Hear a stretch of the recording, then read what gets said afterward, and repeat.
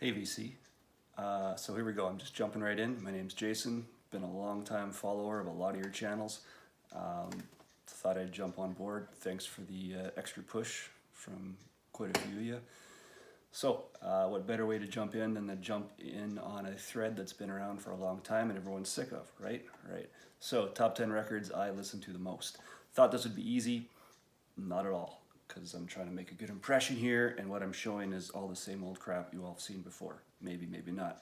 Anyway, indulge me please. Here we go. So, albums I listen to the most around here. This is a pretty new one for me. Third album by Steve Miller Band. So thanks to Mazzy, he did a video basically describing how great the early catalog of Steve Miller was. A lot less, a lot dissimilar from the mid-70s kind of Steve Miller, and this is more psych-oriented. So on this album in particular, Space Cowboy, My Dark Hour, those are huge for me. This is an LA pressing. I don't know if it's an original pressing or not, but pretty damn close. And it's in great shape, so that's all that matters, right? Okay, next. 10 years after their debut album. This is a OG Canadian pressing on the Durham label. Can't Keep From Crying. So probably my favorite song on the album. I'm a big fan of listening to albums start to finish. Sometimes albums go on and I just choose a song. That's all good. And Can't Keep From Crying is one of those songs that just goes on first usually all the time. It's fantastic. Great album. Album League kills it, right? Okay, more modern day stuff. My Morning Jacket. This is 2021 self-titled album, mastered by Emily Lazar. Really great album. Sounds fantastic, even on my meager setup here. Fills a room. Great sound stage. I'll end up being a completist of this band. Everything they put out, I like it. You know, as far as the pressing goes, it does sound good. It's clean. I think it's a GZ thing, but it's turned out quite well. Some cool wax colors on it.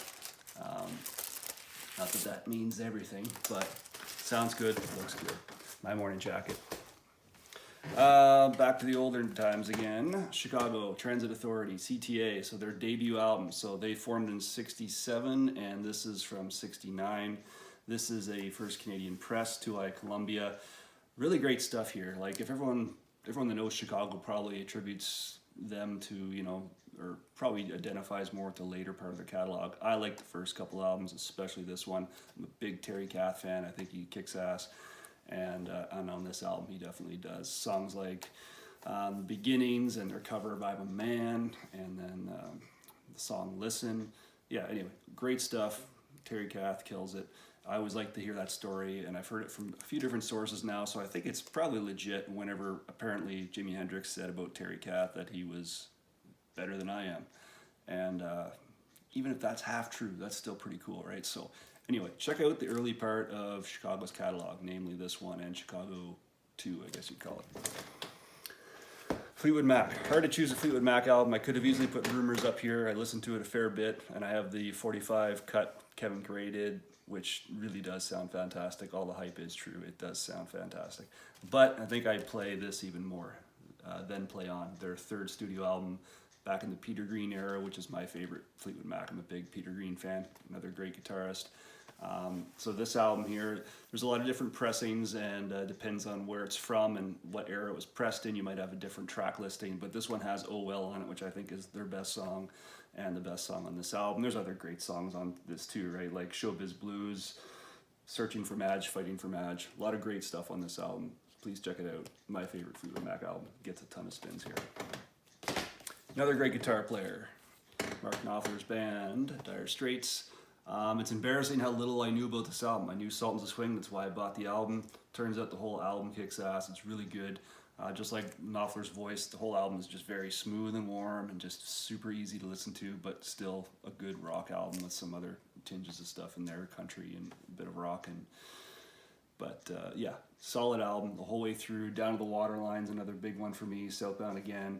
Anyway, a lot of great songs on this beyond Sultans of Swing, which at the end of the day, I'm not tired of hearing that. It's still a great song. Back to modern day again. Lord Huron, 2021 release called Long Lost. I'm pretty much a completist of this band. I think I'm missing their EP, but I believe I have the studio albums. Great stuff. Just like the My Morning Jacket album, big sound stage. Another example of a modern day record that was done really well. This is mastered Brian K. Smith. I think it was another GZ pressing, but really, really well done. Great pressing, great sounding album, and you know, really beautiful narrative too, good storytelling. What a hell of a band. In fact, I wrote down a quote because Wall Street Journal said it better than I ever could, and they described the band as a decidedly cinematic with flair and heavy on mood and evocative imagery. It's a great description of this album and this band. Check out Laura You're On. They are really great. This album in particular is a hell of a piece, start to finish. Electric Ladyland, released in '68. This is the George Marino pressing that QRP did back in, I think, 2010-ish. Outstanding album. Everyone knows this album. Not surprised that I'm showing it. I would say I listen to it fairly often, but as much as I want to play an album start to finish, I usually just go right to Voodoo Child, the 15-minute long version. It's epic, it's awesome, it kicks ass. Sounds amazing. Yeah, can't say enough about this album. Everyone's said it all before. Great album. Grab Electric Ladyland. There's a ton of good pressings out there. One of my, I would call it a firebox record. I think someone in the VC was talking about albums that you would grab if you had to leave the house and you could only grab a few. This would probably be in there. This is one of the first purchases I made, and not disappointed at all. It's an early Canadian reissue of a 1966 album. This was their second album, Paul Butterfield Blues Band, and this is with Mike Bloomfield. Big Mike Bloomfield fan, and he's all over this and he kills it. So great album. The title track, East West, it's really hard not just to put that song on every day. It's really good. And I really like too how this album, there's a closing track on both sides is an instrumental, and it kind of tells you in the liner notes the order of the solos from the guitarist, because you got Alan Bishop too. And anyway, so great album. Pick that one up for sure. Have to put Pink Floyd on there. Pink Floyd Metal. So this is a 71 out release. They released it in 71. This is a 1974 UK release. So my first purchase on Discogs, I kind of got screwed. I specifically was looking for HTM, the Dead Wax for Harry T. Moss. The guy said it was there. I should have asked for photos. I didn't. Doesn't have HTM. Still sounds great. So I'll probably end up getting the HTM someday anyway, because the album's so good I want to have multiple copies. What's wrong with that? So, Pink Floyd Metal. Echoes, of course, is all of side B. It's fantastic. I could listen to it and not get tired of it.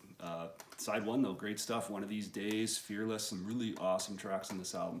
I could easily put Dark Side on this list, but I try not to spin that too often. It's funny, you have so many albums and you love them, and some albums I love so much I try not to spin them because I just don't want to wear them out. Not physically, but I don't want to get bored or tired of them, if that makes sense to you. Maybe you feel the same way. So I think that's 10, and then everyone's done like a bonus one, because why the hell not? It's never just top 10, right? So I'll just throw the Doors in on the mix on that one. So this is the QRP stuff that Doug Sachs did, the Analog Productions, the Stout and Jacket, the whole works, right? So it really is the best way to listen to the Doors. I have some earlier pressings of some albums, but this is the way to go. You know, it wins shootouts for a reason. It really is one of the best albums out there. Title track goes on all the time, though I usually end up listening to it in completion. So there you go, VC.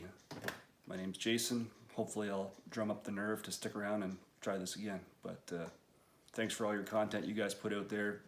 It made me do this. It makes me listen to music more attentive, and that's the main thing, right? So, see ya.